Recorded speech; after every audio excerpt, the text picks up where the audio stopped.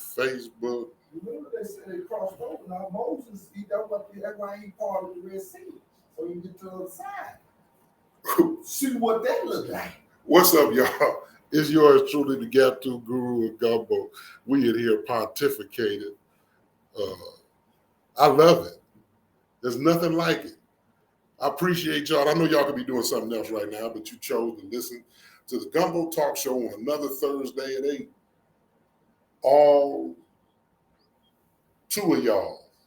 I don't know who's out there, but I appreciate you. Whoever it is, wherever it is. But check this out. We at the Press Box Media Studio Group, right? The studio in Henderson, Texas. You know what I'm saying? You in the area and you need any media needs, you contact them brothers on Instagram, YouTube, Facebook. What else you got? Did you do that Black Media group? I don't know what to think about it. I'm trying it out. But I got rid of, when you said, about your birthday, I didn't know about it because I done got rid of Snapchat, Twitter, and what's that other one that was the demon? TikTok. Yeah, I ain't on that, so man, I don't know what's going on. TikTok no more? I ain't on Snap no more either. Oh man, you were doing numbers on TikTok? No, man. You were doing numbers. Numbers. Every one of my videos was started popping. But I was like, for what? You know what I'm saying? I'm like, what? For what? I'm telling you, I wouldn't be on the platforms that we talking to you right now if it wasn't for y'all. Because I really think I should be going into colleges and speaking to these young people before life really gets a hold of you. I know it gets a hold of you in college, but a lot of them people in college feel like they're alone. Hence, segue into the topic for tonight's show is you'll never walk alone. You'll never walk alone. If you have the ability to walk or get to where you need to get to, you'll never walk alone. Now, back to these young folks and talking about this whole podcast thing. Coming up next week, wait a minute. No, tonight. Tell you how much I think about it. Tonight is the 7th anniversary of the Gumbo Talk Show. 7 years. Tomorrow. Today? No, it wasn't a date. It was the third Thursday in June 2000. I know it was 7 years ago, 2015. In my mama's house, 1351 family home in Morton Drive in East Moline, Illinois. I was in her cedar closet. Yes, my mother had a cedar closet. And it was the size of this room we had. My mama don't play when it come to clothes, and that's what she had. And I took a police. I can tell you how big her closet was. My mama lived alone for years. I know 20 years. More than that now. But since 91, it might be 40. No, it ain't 40. It's like 30. 30 years. But anyway, yeah, she had a big old cedar closet in her basement. We have basements up north. And I was sitting by the window that looked out to the driveway because the windows is like this high, in the basement. And they right at the ground. And that's where I was. I put me a little table there. I had my computer I had brought home, and I had a little old microphone plugged in like I was Eric B. or better yet, Rakim, like I was a microphone fiend. And I got with it, first episode. And it marks like 10 years doing podcasting from all the time I did with other people on shows. It was in June. I guess it must have been 2012, something like that. Yeah. So anyway, that being said, you'll never walk alone. Listen, I don't know if you had a chance to listen to Nina Simone. Have you brothers ever listened to Nina Simone? You ever? Yes. No? You okay? Yes. What about you, brother? You ever got down on Nina Simone? A little bit. Yeah, Nina Simone is like legendary. Yeah, that's all I can say. If you've never heard of her, she's a musician, an artist, a talent that had a way with words with how she utilized her platform to basically change the world just with her talent. And it was prolific. But she had many, many songs, right? Besides You'll Never Walk Alone, which was really a cover, I'm trying to think of that song about the shucker and jivers. She all of her songs, she was a activist in the movement. And her music, if you really listen to it, it told you about something that was going on, but utilized in a musical platform to get the message out. And when you look at some of her performances, because this lady, I think she was, she died in the early 2000s, maybe 02, 03. I think that's about how old she was, about that time. She's about 80 something, 90 years old.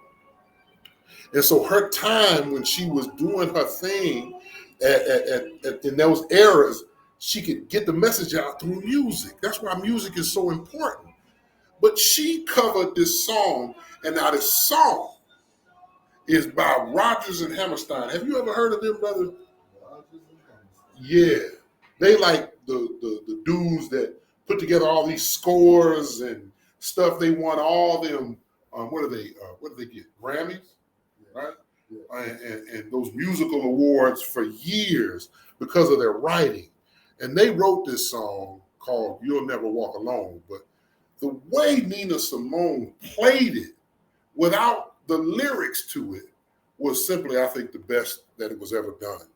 But more importantly, the essence of the whole song, even if you don't know the lyrics and you don't need to remember the lyrics, comes out in just her playing. And the point is that even when you have tough times and everything seems bad, you have a presence that you can either accept or reject to allow you to have the essence of, even when you're by yourself, you're not alone. Or at least you're not lonely. At least you're not lonely. So the thing that I know different people will come up with could be many when it comes to a spiritual sense of what I mean by you'll never. But I want you to think of it more in at least a whole nother dimensional sense, that you know that it's possible that somebody, whether on this planet or in another dimension, either has had or will have similar circumstances as you. As unique as we are, we're connected. And that connection is, there is a reason why we have it. And when you get close to your, I use the term predestined connection, and you actually link up, and I mean it in every sense of the word, spiritually and in flesh, you will have something that is more powerful than anything else in the entire, whatever you call it, galaxy, universe, this whole dimension, and any other one that may exist that we don't know.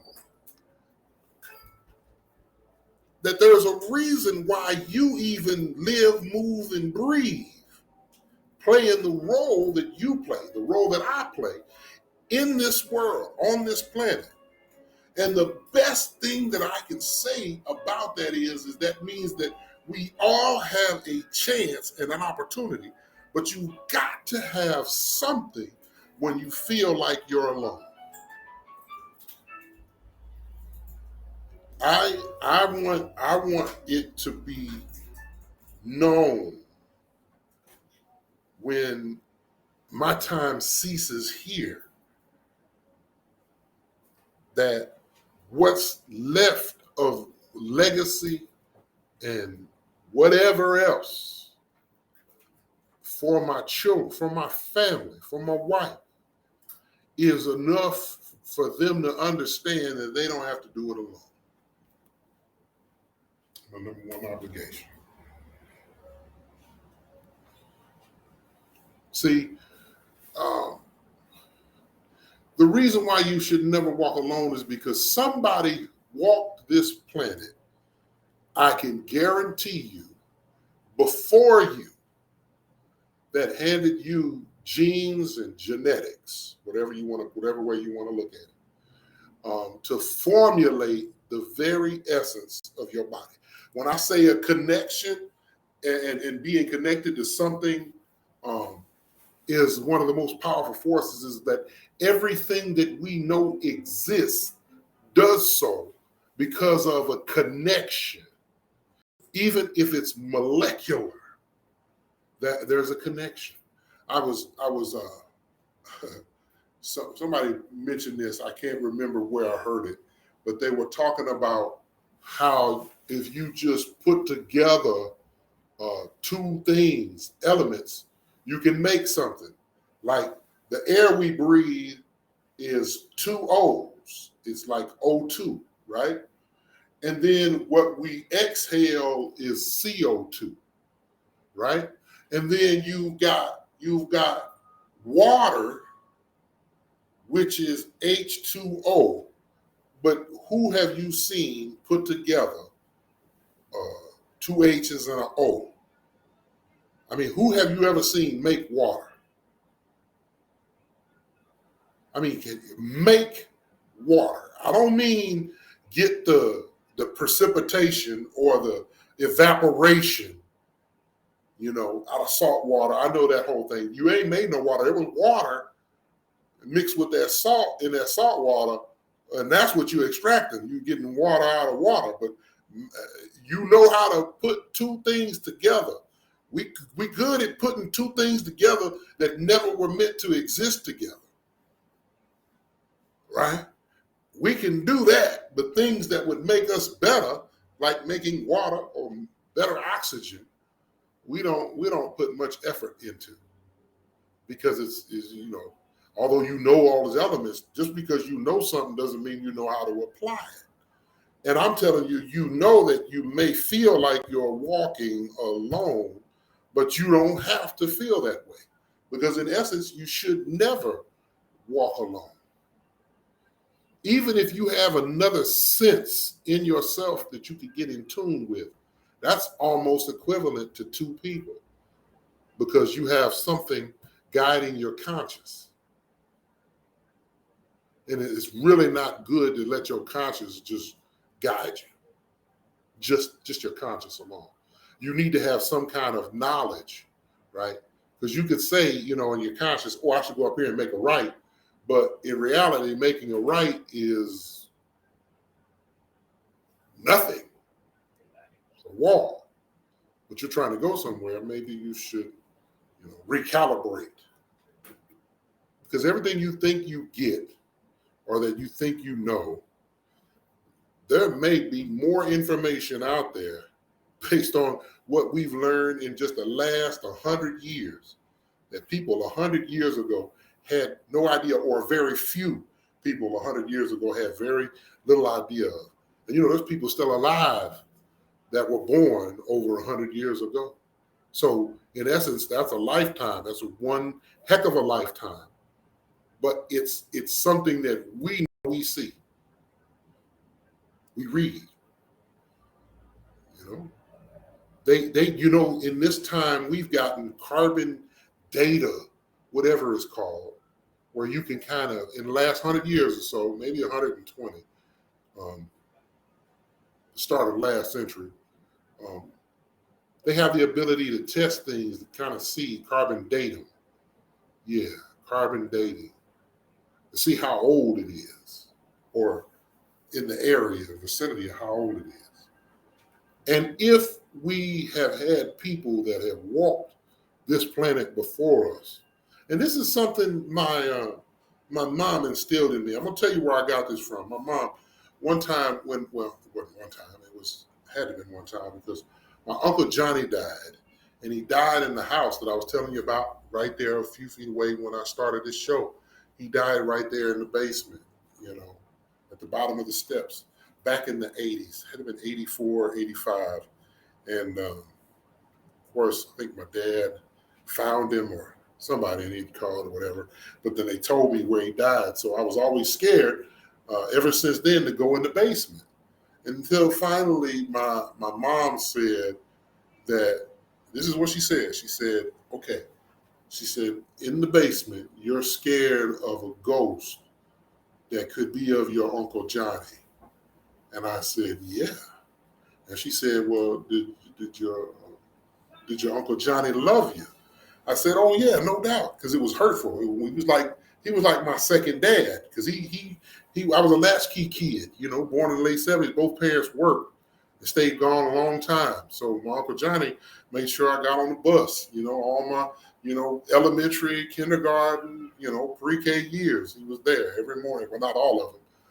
When he died, I was still 7 years old. But up until that point, every day, I'm talking about before school started, he would be there.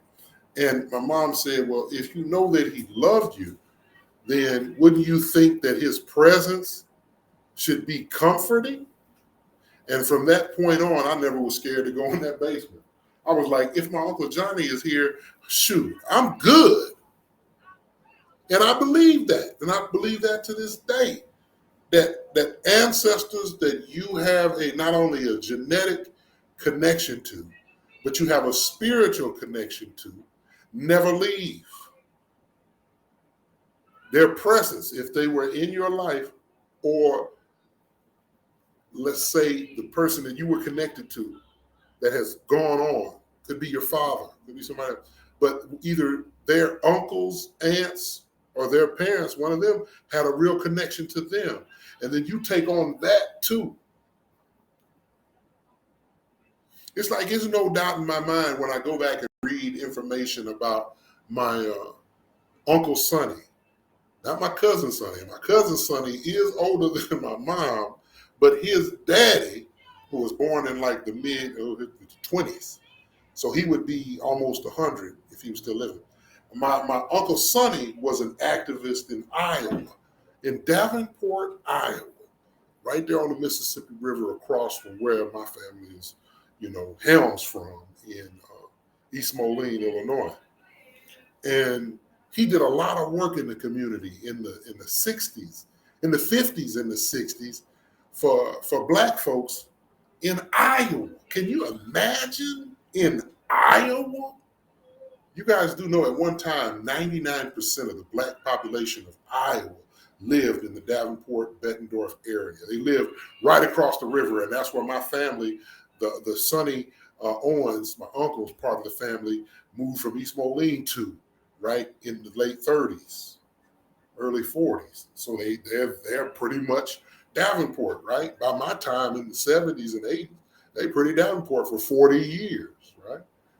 So if you are connected to all those ancestors of family, now it could be a connection that isn't necessarily ancestral in nature of thinking of the genetics.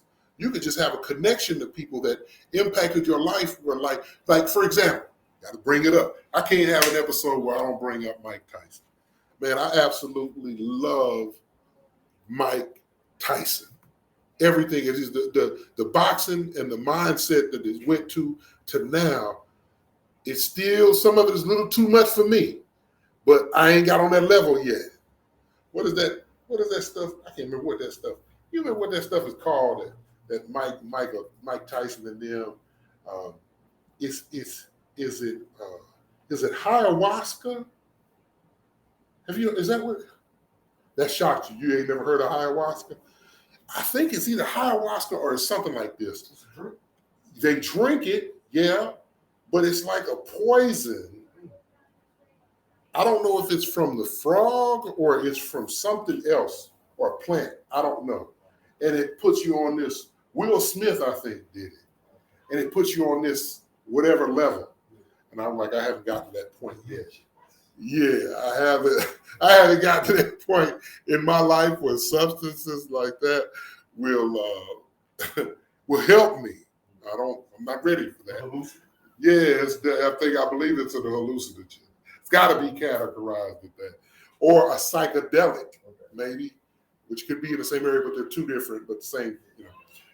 So you got all this, right? When you look at the things that would deter you from basically walking further are based in you not even having a connection with someone that has departed from this earth. You still carry on them in you. You're not walking alone. I'm not walking alone. I think that it's better to have the essence of not walking alone with someone that got skin on. I'll tell you that now. There's nothing like that. I still think that's the best laid plan, is to strike up a connection with someone and that bond lasting a while, or if not for your lifetime, because you just said that, you know what, we're going to do this together. Now, it comes to a point where some people don't want to do it together, and, I don't know the connection there, but it's important to still have a connection with someone with skin on. It's hard. I was looking at a post that my cousin did the other day on Facebook, and it was a meme, and the meme was something in essence like, the realest woman in your life is the one you hurt the most. I said, yeah, that's noble. And then I said to him, well, cuz, I think the realest woman that has been in your life, you didn't do it, but she hurt you the most. But the hurt is so good that you can deal with it. It's like from eternities, it's meant to be like that. But you can tolerate it from somebody has a connection with you more than you can with someone you don't. And if somebody you don't, you absolutely won't tolerate it.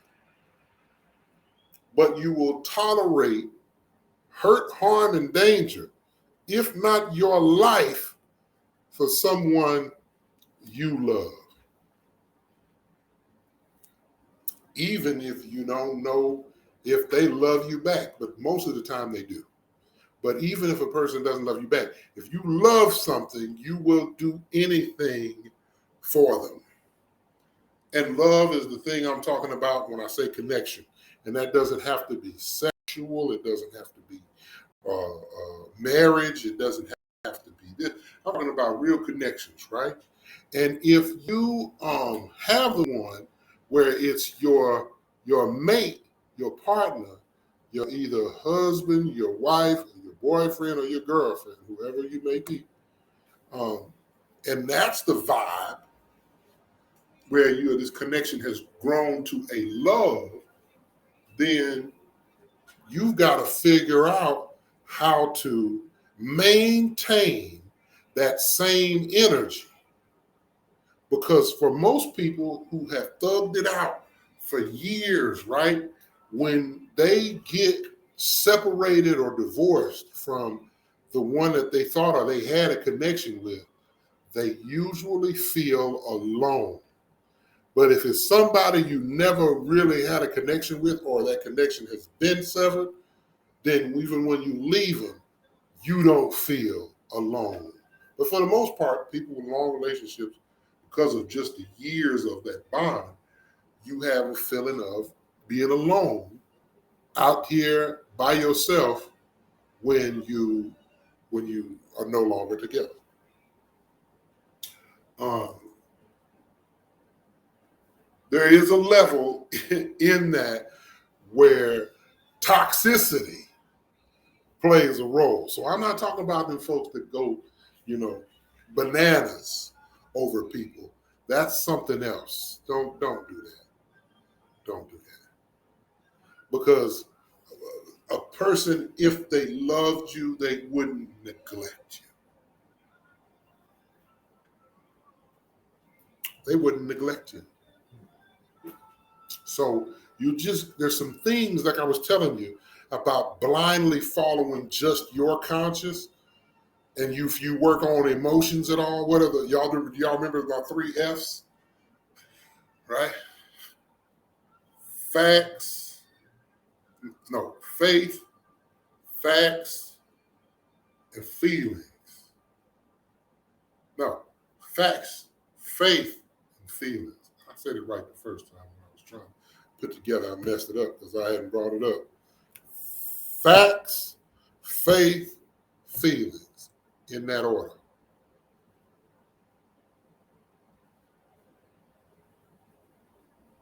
If you have that, then you can let your conscience be your guide. But I guarantee you, that's 3 things.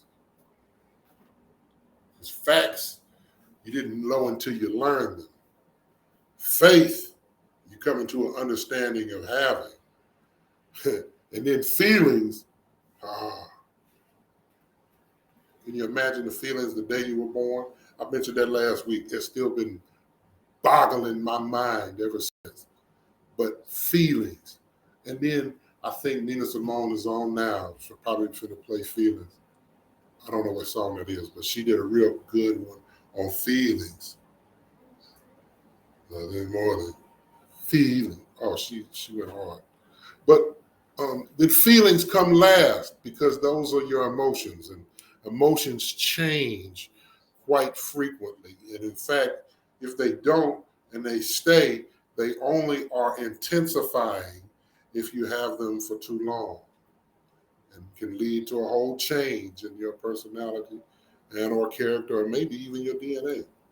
So be careful about those feelings, but they do play a role. But you don't go into nothing blindly saying, you know what, I'm just going blah, blah, blah. That's the problem nowadays. Nobody plans, for things. You can even plan for failure. People say they don't. But if you're doing any type of planning, you're trying to see if you can make a go at it where you don't make as many mistakes as you could have if you just flew blindly, right? You don't want to run into nothing. So what you do is you orchestrate a plan, and that plan may not work. But then you either go to plan B or you improvise, you overcome, and you adapt. I'm a fan of that, but I'm also a fan of, and I grew up playing ball that, perfect practice prevents piss poor performance. And they meant that. Perfect practice. Flawless practices make it sure easy to do it right when it counts. But even the practices, the attempts count. Everything counts. It might roll you backwards. I didn't say it didn't count the other way, but it counts, everything. I was talking to a good brother last night. I hadn't had a chance to talk to him in a while, and got caught up on life, and he was spitting to me about things that had transpired since the last time we had talked. And I was like, wow, I did not know all that had happened. And so we was chopping it up, and we got to a point we were talking, and we said just that, the way that we deal with each other has a lot to deal with our character. So you should be pretty much who you are. I was talking about this today to my neighbor, preacher. The same thing as the brother last night. In essence, you when you in a role like for me as a father, right, husband, I'm a provider, right, and I got things that I have to do, right. Everybody thinks, in my family, oh, you doing everything for fun, but they don't realize, at their young age that everything I do pretty much is for them. They don't see that. They think them cell phones be rolling all night and all day, and the internet access and the good hot water and the lights and the comfortable beds. I sleep in any one of my children's bed. Yes, I will. They are all comfortable. My son was complaining because he got a mattress, and his mattress is different than everybody's. He got one of them foam mattresses, and I told him, man, your mattress just lay in it. Shoot, that joker be zonked out when he go to sleep. Don't want to move because that joker hugs you. That memory foam just hugs you. And when you're young as a kid and you're not like your daddy, 6'4", 400, I put damage on even a foam mattress. Them poor little cells in that mattress. Boy, when I got rid of that mattress, that joker looked like a Scotch pad. That joker was for dishes. Nah, it wasn't that bad, but you dig what I'm saying. But yeah, those connections got to be good ones, right? And we talk about it all the time. It's nice to have a little love with skin on it. But the most important thing is that you're not doing it with someone that isn't for you. And that's when you have to make that call out of that thing I brought up with the facts, faith, and feelings, that you're not caught up in just your emotions making you make this or guiding you on making decisions that you make. You never have a sense of being alone as a human being, even if no one else is around. You shouldn't feel alone. That if you don't have what some of us would consider, let's just say it, for a loved one, like either you are an orphan and your parents, your adoptive parents or whatever, foster parents died, and the people at the system, they died, and you don't know who your biological parents are. Even the possibility of they still exist or had other children with other people is a possibility. It's a possibility. I know that there are times when people feel like, they're all alone. I'm an only child. I grew up mostly that way. I mean, I learned that, shoot, I can make things happen alone. I can use my creativity. I can do something. We were talking about that a little bit earlier. Shoot, I got into playing music. I don't know what I was doing. I did sports and music. When you my size, they try to lean you towards sports. I wonder, shoot, what if I kept playing the piano and the trumpet, all those other instruments that I dibble-dabble in? What if I kept playing them from the 80s, the early 80s, about 83, 84, I think is when I started. 83. I think I was 6. And it's going to be 2023. That's 40 years. Man, I might beat Kanye. No. I know he's good, brother, but I don't think I could be that eclectic. I don't know. I might have been, though. That joke was pretty eclectic. But even still, whatever my craft is, and this is where I'm going to end the episode at. What you do and who you affiliate with is a very telling thing about a person. I know there are people who just do a job, but they are folks that are probably struggling for real. because they feel like they're not worth anything where they go to work at or where they make money, so they don't have any connection there. And then there's no connection sometimes at home for whatever reason, that thing, that spiritual thing, that third party gets in the way. You've got all these, right? But the people you work with, the people that you spend time with, doing something other than just talking. That's like your fellow workers. Call them co-workers. Even if it's something volunteer, your co-workers. And let me tell y'all something. It makes for a great working environment, whether it's you owning the business or you working for a business, when you have a bond with your coworkers. Now, I've learned to limit that, and I don't need it anymore. I don't, because I don't feel like I'm just going to work.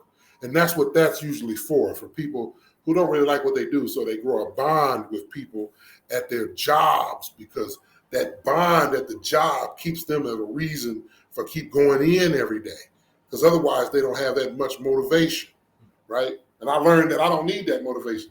I used to have work wives or whatever. Yeah, every day we see each other. We spend 8 hours a day together versus the 5-6 hours I spend with my own wife.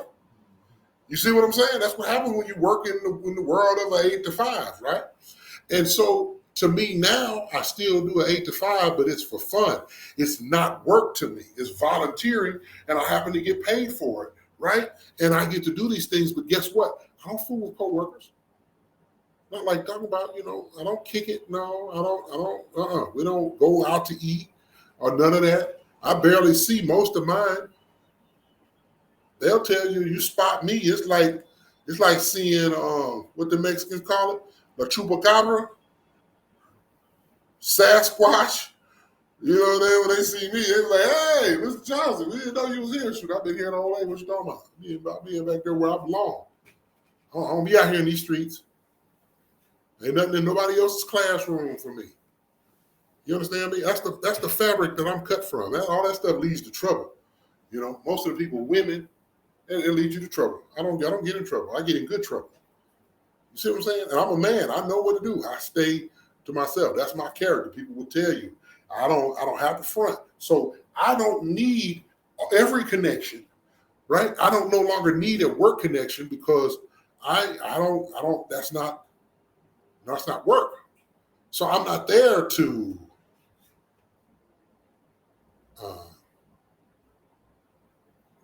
create a new friend group, right? I'm there to do a particular task that I enjoy doing. So I do it and I'm gone. I don't need to be around knowing about what's going on with this, that, and the third. I don't need that connection. I've got enough. But I have a connection with a brotherhood, and it's similar to that of you working a job and having a bond with your coworkers, your co-laborers. Now check this out. If you have a connection with somebody and you learn that it's all about that connection, right? And nothing else, right? Which is kind of odd at a job, because, people are there to work to make money and you get a check. And especially if somebody has another position or a position of authority above that person, it's still, it's not an equal. I hope y'all get what I'm saying. It's not at work. If you work in 2 different departments, it's cool. If you work in the same department, what happens if you both want a position are you that kind of friends that you take money or food out of your kid's mouth to get better? You see, a whole lot of things I always thought come with having a bond at a place that you feel like you're at work. See what I'm saying? Like you rely on that check. You see what I'm saying? So you're there to get a check because you're doing work, you're doing labor that you don't really like, but the only reason you're there is to get a check. Why are you having a bond or relationship with anybody outside of that scope? Unless you need that. And I'm telling you the formula that if you need that, you have to understand that your relationship is changing to about that bond. If things were to happen in those situations, you ought to know each other well enough. If you've created some kind of friendship that you wouldn't do that to one another. But I was just telling you about the fabrics that people are cut from. You've got to be careful who you think you're walking with, because even the people that you think aren't leaving you alone at the time when you need them could be there to sabotage you.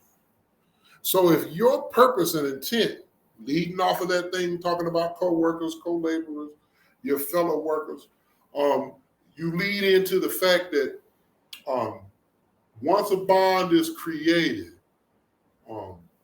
what is the continuum of it? Out of all those things that we talked about, from your ancestors, right, or a spiritual connection from someone who was passed, all the way up to a bond with someone that you've connected, how do you keep the connections from any of those ways we talked about that prohibit you from even fathoming that you're walking alone? How do you maintain them? I don't have that answer. Everybody's is different.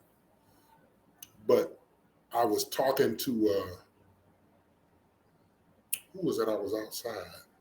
Oh, I did a notary job at the truck stop. Ooh, it was hot. Wow, what time was that? 4:45 today.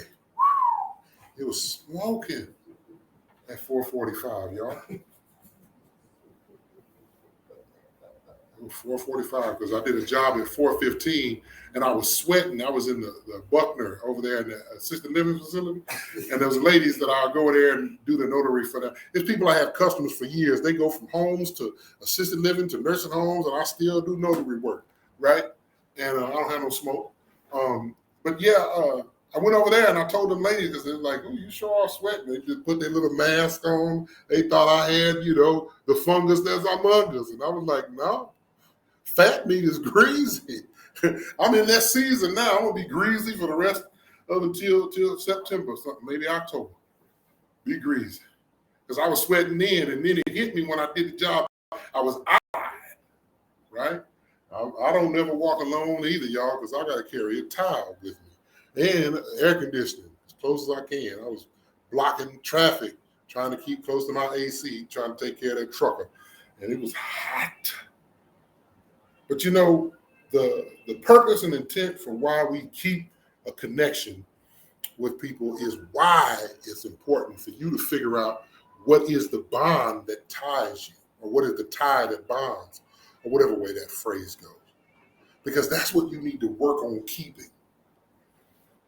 That same energy that you had when you connected, you got to keep that. You got to keep that, because if you don't keep that, it's not going to work right. I was listening to a clip the other day, yesterday, and the young man was interviewing people on the street. And I don't know if this was a setup or not, but he asked the old man, he said, "Well, what changed when you married my aunt or whatever?"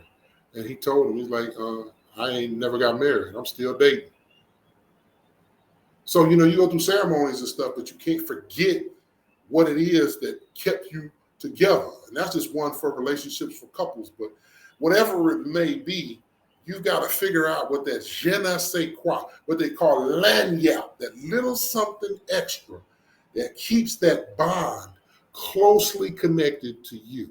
And that bond does not ever have to be broken if you remember what tied you to the situation. Hey, that's the Gumbo Talk Show. It's right at 8:45. I'm glad y'all got a chance to sit with me for a minute. And remember that, you and I, we don't walk alone. We're not in this thing by ourselves. We're in this thing together. I don't know. That's a horrible Al Jarreau, but you get it, right? You get it. You get it, don't you?